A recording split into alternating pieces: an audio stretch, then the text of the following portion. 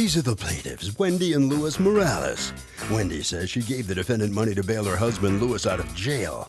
And when the guy got the dough back from the jail, he didn't return it to her. Rather, he kept it, refuses to return it. And when she balked, he simply told her to take him to court. She did just as instructed and is suing the defendant for the $750 she's owed.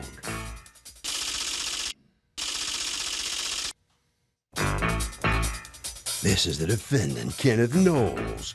He says the plaintiff told him she would pay him to help him out and never did. He got the plaintiffs out of a big jam and was double-crossed by them. You're darn right he kept the bail money. And if you ask him, he should get even more for all he did for those ingrates. He's accused of hanging on to bail money.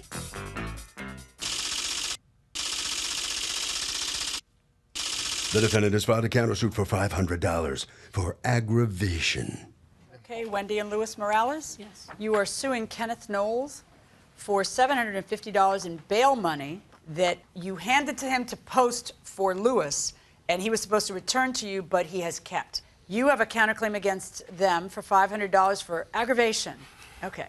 All right, what's going on? Yes, my husband was put in incarceration in 2010 in For what? October. Medicine in the third degree. What in the third degree? Menacing in third Menacing? degree. I thought you Yes. said medicine. Menacing in the third degree against whom? Me. So domestic violence case against you? Yes. Are you the person who called the police the day No, before? my mother was. Your mother was? Yes. Was there physical violence? It was just over like a verbal dispute. It got a little out of hand. What does a little out of hand mean? Because the police don't usually arrest for a verbal dispute. Can you imagine? There was like a phone. He threw a phone at me. Oh, okay. So your mother called the police. He Yes. gets arrested, and you're posting bond. Yes. All right, go on. I was going to take a cab, and I knew the cousin of his, and he... A cousin of his? Yes. And you know his cousin because his cousin lives in your building? upstairs from me, So yes. the cousin is a friend of yours? Yes. And? He said when we got to the jail, there was... Wait, what do you mean you get to the jail? You're skipping parts. So you know his cousin and what? You were going to take a cab, but what? Yes, he offered to take me if I gave him, like, gas money to take me out there. Why would he offer to take you for gas money? He said he needed the money, so... Well, then what's in it for him to take you for the gas money? I mean, he wasn't going to make any money out of doing it? Yes, I was going to give him money. I told him as soon as I got the bail money back, I was going to give him $100 out of it. Yes, I did say that to him. So gas money was how much? It was like $25 I gave him. And you gave him that day, and then you were going to give him $100 out of the bail money? Yes. All right, so he drives you out to where? Riverhead. It's how far from you? How many minutes? About 35, 40 minutes. And then what? When we got there, they said that there was an order of protection involved. Okay. Not knowing this, it was a stay-away order of protection. So Okay. he said to give him the money, and he was post it. And He said, the defendant said to you, I'll tell you what, since you can't post it because there's a stay-away order that prevents you from posting the bond, then I'll post it. Yes. Go ahead.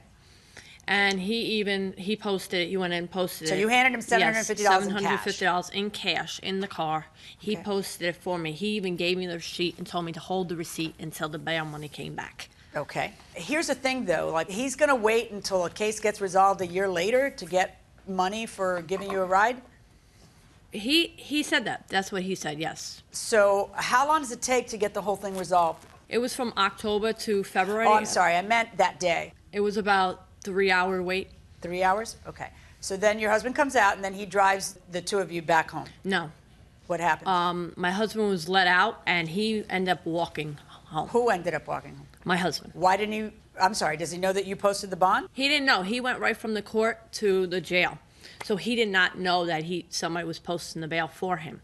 Okay. So, you know, my husband's like a deaf mute, so when he got... Okay, wait, like a deaf mute, or he is... He's a deaf mute. Okay. So when they let him go, he thought he was going free. Like, Okay. they just let him go. Okay, until so he left. Until he came and saw me, and I said, no, I posted the bail. Kenneth. So how did your... Does he read lips? Yes. Does he read lips in English? Yes, both Okay. English and Spanish. Okay. Mostly All right. Spanish, He's though. bilingual. All right. Are you understanding me now? Hey. Okay. So then what happens? Well, I took him in 2 days later. Okay. Without the police knowing. You took care of the, did you get the stay away order removed? Yeah, they put it down to amend it to a refrain from order protection. What ends up happening with the case? It ends up getting dropped? It got dismissed, and yes. It got dismissed because you dropped the charges, right? It was my mom's signed statement, so I told them I did not call the police. So and your mom didn't cooperate? My mom, she's in a wheelchair, so she didn't go. She didn't go. No. All right, so the case gets dismissed. So now the bond money gets returned because Yes. he showed up for court, he did everything he was supposed to do, and the bond money goes in the mail to you. Yes. And what do you do with $750? When did you get them? I got it like around the end of February. End of February. Okay, you tell me your side of this. Immediately she came outside, she asked me, can I take her there? I was like, I can't do it, it's not my car. The vehicle Whose belongs car to were my you dad.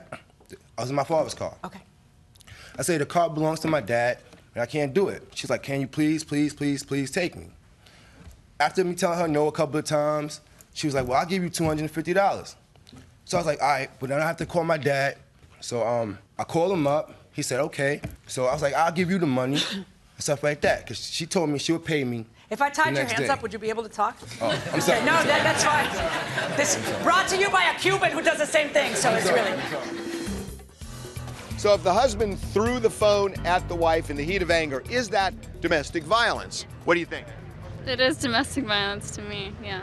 If it's an argument and in the heat of anger throwing a phone, I mean, you see it on TV a lot, is that domestic violence? Yes, because no matter how you hit her, you still hit her. Would you prosecute, I haven't talked to you yet, would you prosecute somebody you were involved with if they threw a phone at you? Yeah, definitely. It's just uncalled for. Uncalled for, but it's criminal?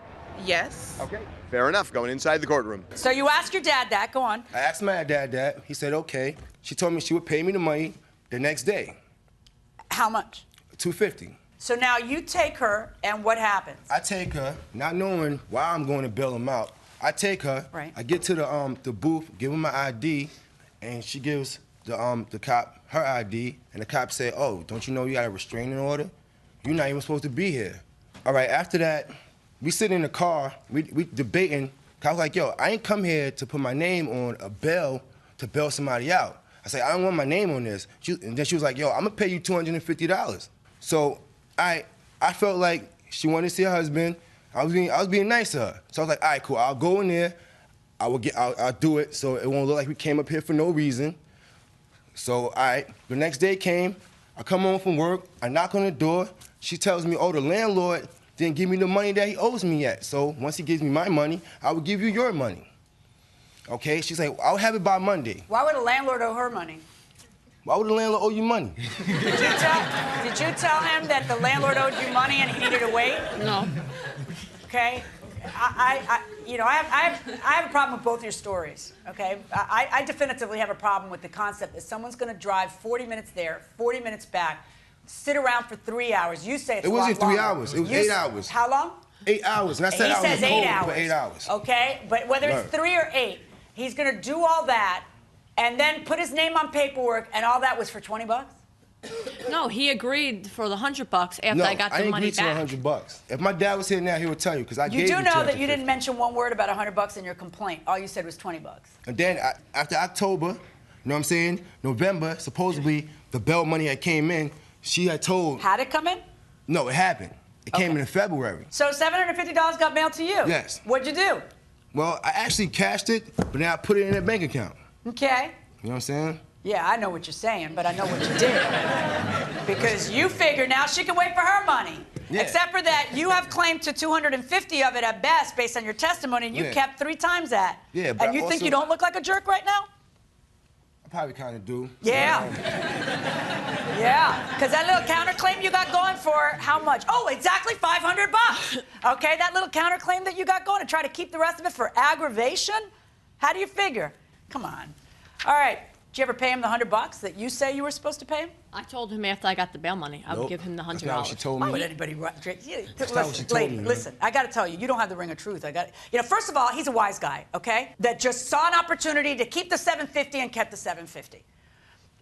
And as is often the case when you have an open ear, as judges must, I'm listening and there's a bunch of things I don't really like coming from your side. Like, I told him that he could have the privilege of driving me 40 minutes there, 40 minutes back, spending 3 to 8 hours there, and I would pay him $100 someday. That doesn't ring true. What probably happened is this. You're supposed to pay him, I don't know whether it's 100 or 250. That's the part I'm going to decide right now. All right? You don't pay him, so you blow him off a little bit. You're a little short-sighted because you don't realize that the day's going to come when you need him to give you back that money, and that day came. And that's what happened. All right. I find that you were, in fact, that the agreement was $250. And I find that you have to return $500 of the $250. On your counterclaim, 0. That's my verdict.